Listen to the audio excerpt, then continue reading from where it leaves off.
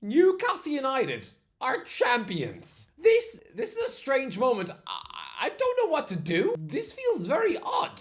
What do winners do? Honestly, lads, you don't understand, okay? This would be like if the monkey off your Cocoa Pops box started talking to you. It would be like if an alien climbed out of your jar of jam. It would be like if a sea monster climbed out of your toilet and started raiding your fridge for cheese. Like, I don't know what supporters are supposed to do when their club wins something. For all I know, when that full-time whistle goes, all the fans go and congregate underneath a rainbow so they can all eat beans on toast together, whilst going off to spend an hour kidnapping squirrels. Like, I don't know. I really don't know. This is an out-of-body experience. Yeah, I will touch on the rest of the Premier League games later, but I'm sorry, lads. Today, this is all about what I just witnessed. Because that wasn't football. That was so much more. Look at him. That's not football. That's not just watching 20 blokes kick a piece of leather around a pitch. It's so much more. We have just seen our team win. Lads, I try to keep it hidden at the start of my YouTube journey because I was living in Sunderland at the time. But yeah,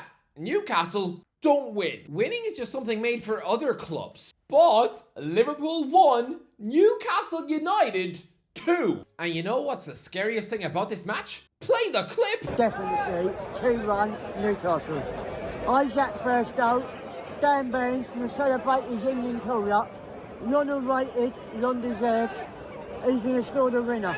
We are now living in a universe that was created by the Wheelstone Raider. This feels very Black Mirror. Since when was this drunk hobbit the secret predictions king? I mean, predicting Isak, fair enough, but Dan Burn had not scored a goal all season long. I'm kind of spooked now. Are we in this pint-sized man's dream? By the way, in my Premier League predictions, I got 40 points. Mark Goldbridge, 68. He so nearly caught Anfield agenda at the top. Literally. He was one word of winning. Pretty predictable. 2-1, Liverpool.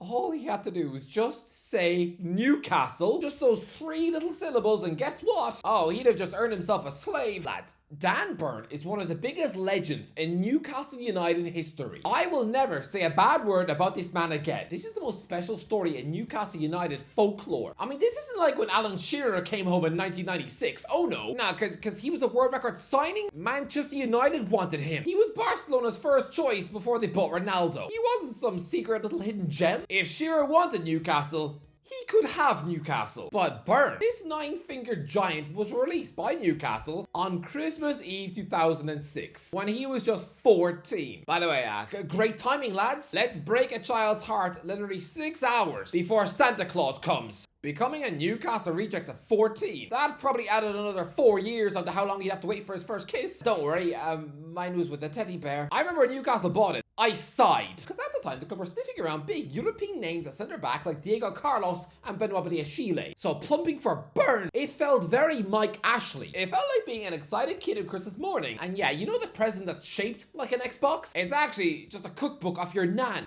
I don't cook. I'm 9. On paper, signing Burn for Newcastle seemed like when Liverpool bought Ricky Lambert, a man finally joining his boyhood club after being released from their academy nearly 20 years earlier. Lambert finally got that dream Anfield move when he was 32, and he was awful. 3 goals. That was it. And he was a centre forward. Burn is a centre back and has now scored 7 goals for his club. One was in an epic Champions League win over PSG, and the other is in a victorious final at Wembley against the best team in the land. The signing of Lambert just seemed like a cheap, emotional moment. Like in a rom-com when they play the sad music when the puppy gets sick. Oh, it's something that's just played to make you cry, and really it's just cheaper than a Freddo. Lads, Burn was pushing trolleys in Asda at 17. I mean, did anyone think that when shopping for their lunch, that the awkward-looking, acne-ridden giant wiping up spilled milk on aisle 4 would be the man to score Newcastle's next goal at Wembley? The same week he makes his England debut under a Champions League winning boss. What? This guy probably looked like something off Shaun of the Dead. This guy was probably still so bitter about his failed Newcastle United dream that, yeah, he was going around work, sneezing on the broccoli and spitting in the Rice Krispies. Burn was playing for Darlington at 19. He moves to Fulham, Wigan, Brighton, always hoping for a dream return, and for him, that was a semi-realistic dream because Newcastle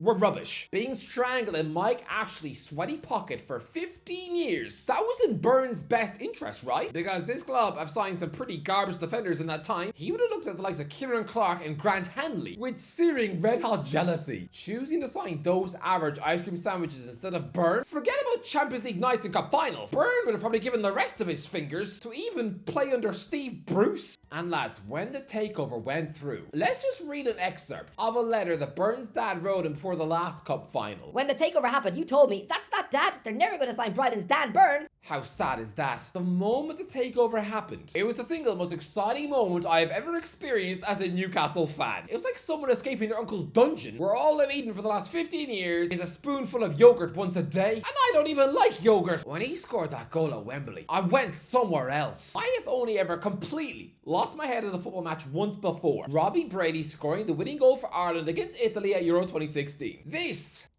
This might be better than that. When Burns scored, I went somewhere else. Into another dimension. The disbelief, the shock, I couldn't believe it. My body was just shutting down. I was half expecting to turn around and find that I'd accidentally pooed in my seat and that I would soon be escorted from Wembley in shame. To see Newcastle United winning a cup final. This was not supposed to happen to us. Lads, I was behind that goal, meaning that I was actually in the Liverpool section. Yeah, and did that stop me celebrating? No. I celebrated more than I've ever celebrated anything in my life. Very dramatic, by the way, because 5 minutes into the second half, a huge, colossal, massive Liverpool fan fell down the stairs behind me, smashing his head against a concrete wall and knocked himself out cold. I jumped to his aid because I'm nice like that. And as I was, I don't know, trying to put this man in the recovery position, was waiting for the emergency team, but then Isak scores. Isak scores whilst I have a man mounted of a human being propped up on my foot. Isak scores when I wasn't totally sure that I was touching a corpse. The offside flag immediately went up. So no, thankfully I wasn't screaming like a goose while somebody who looked like Tony Soprano was asleep on my foot. Thankfully it all ended well. He came around and he left the stadium on a chair, and I hope he's fine now. And yeah, I was back to celebrating like an insane monster when Isak scored again for real 2 minutes later. And when that full-time whistle went, wow, just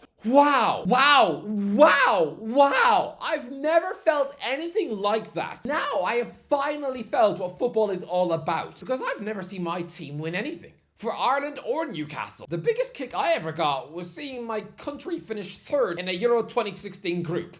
Something which, let's be honest, should have been failure. That was it. That was my idea of what a trophy was. Finishing third. Lads, I grew up in a school mostly of Manchester United fans, and I would be laughed at every day because they were cruising the Premier League titles for fun, whilst I was the weirdo in the corner who thought James Milner was cool. I was that type of strange little soul who'd come in happy on a Monday morning because his team had scraped a draw at Wigan. Lads, Eddie Howe is an absolute legend. I'll be honest, when he took the job in 2021, I was underwhelmed. I'm ashamed to admit it, but I got fooled by the media. Suddenly, Newcastle had just become the richest club in the world overnight, and I got greedy. The names Antonio Conte, Unai Emery, and Zinedine Zidane were floating about. These men were absolute bona fide serial winners. So instead, the board's settling for an unemployed, out of work Howe, somebody who had spent a solid year on the couch ever since getting relegated from the Premier League. Come on! Newcastle were 19th in the league, and we're hiring the bloke who just finished 18th. Even Steve Bruce was slagging him off, referring to him as the fella who just got relegated. Steve Bruce thought it was disrespectful that Howe was being linked with his job. I thought Eddie was damaged goods, that he was just another Paul Jewell, someone who soared up the leagues through momentum, but after a while would be found out for basically having the tactics of a potato, whilst Jason Tindall had been sacked as Bournemouth manager. But what happens next? Newcastle stay up in 11th after winning a bonkers 12 of their final 18 league games. They then finish 4th and reach a cup final. The following season was 7th, and the club were one awful referee decision away from getting out of a Champions League group of death. And now 6th in the league in March, and oh yes, he's just become the first manager to lift a domestic trophy with Newcastle since 1955. To put this in context, the last time Newcastle won an English trophy, Bruce Willis was 2 months old. Anyhow, I don't want to hear any more criticisms about this man. I looked down my nose at him because he wasn't this huge mega flash name. After leaving the Cherries, he's only offered 2 jobs at Celtic and Newcastle, being offered the chance to replace either Neil Lennon or Steve Bruce, 2 men who are about as tactically sound as burnt banana bread. Lads, that summer he was apparently placed on a 6-man shortlist at Crystal Palace. The names accompanying him on that piece of paper were apparently Frank Lampard, Sean Dyche, Steve Cooper, Valerian Ismail, and weirdly, Freddie Lundberg. Seeing Howe in that company, it's like seeing Zac Efron on a picnic with the cast of The Undateables. That showed that Eddie Howe's reputation was in a bin. At the time, Lampard was seen as the more exciting managerial coup. But Eddie, thank you. And now for the players. Newcastle United, for years, had been used to signing toxic, awful sludge pipes. I would say between 2005 and 2020, this club were attracting some truly woeful attitudes. Guys who'd only turn up and use this club for the stupid fat paycheck. Price of Newcastle once gullibly paid a club record fee for Michael Owen. The bloke has since admitted that his plan was always that he would quit them the next summer for Liverpool. 25,000 fans piled into that stadium to witness this star striker coming from Real Madrid. The Geordies have been so starved of silverware that was practically a trophy parade. And yet this little gremlin, in the back of his evil little brain, he was treating this £70 million move as a 1-season loan. He just didn't want to tell anyone. That sort of behaviour is alien to this group. This Newcastle squad, they're legends, all of them. We just saw Joe Linton deliver an all-action supreme midfield masterclass where he dominated the Liverpool midfield. The guy had tears streaming down his cheeks in the post-match interview. And do you know why? Because he was written off as a Newcastle flop. Because Bruce did not have a clue, he was trying to play a Steven Gerrard-esque footballer up front. Which makes about as much sense as me deciding to eat a kitten for breakfast. I feel so bad for that for the first 2 years of his Newcastle career. His own fans looked at him as if he was a horrendous footballer. Sorry, I'm gonna say it. He's one of the club's best players of all time. And Bruno Guimaraes, out of every single non-Geordie to ever represent this club, he gets it the most. When the Magpies signed him, it was seen as ridiculous. Like when Man City got Robinho. Surely Bruno was only going to be here 5 minutes, and then he'd be off to link up with Pep. No, he gets it. Lads, Newcastle, as a city, it gets under players' skin. Olivier Bernard was a French left-back. He still lives here, and he retired 20 years ago. Nobby Solano is literally from Peru. Last year, he was coaching Blythe Spartans. It made Northerners out of Southerners like Mike Williamson and Rob Elliott, and John Joe Shelby's probably going to live here when he retires. Bruno's another one. He is here for life. This guy was so full of emotion yesterday. After the match, he was crying so much, you'd swear he just witnessed his dog choked to death on a Twix. He's saying he wants to be spoken about as a Newcastle legend in the future, up there with Shearer. Jacob Murphy was another Joe Linton, signed by Rafa Benitez from Norwich in 2017. And he was poor, a pretty dreadful right winger, so far out of his depth, and was sent on loan to West Brom and Sheffield Wednesday. By 2020, he looked done. Then Eddie comes in, and blink and you miss it, Murphy has now played over 200 games for his boyhood club and won a trophy 2 miles from where he was born. Murphy is the perfect embodiment of this moment because he's a boyhood Newcastle fan who was literally born and raised in Wembley. I can't comprehend what sort of amazing feeling this must be for him. I mean, the first time he ever set foot at St. James's Park was in 2004 to see them beat PSV Eindhoven. The first time I ever set foot at St. James's Park was 2 months after that to see us draw with Wolves.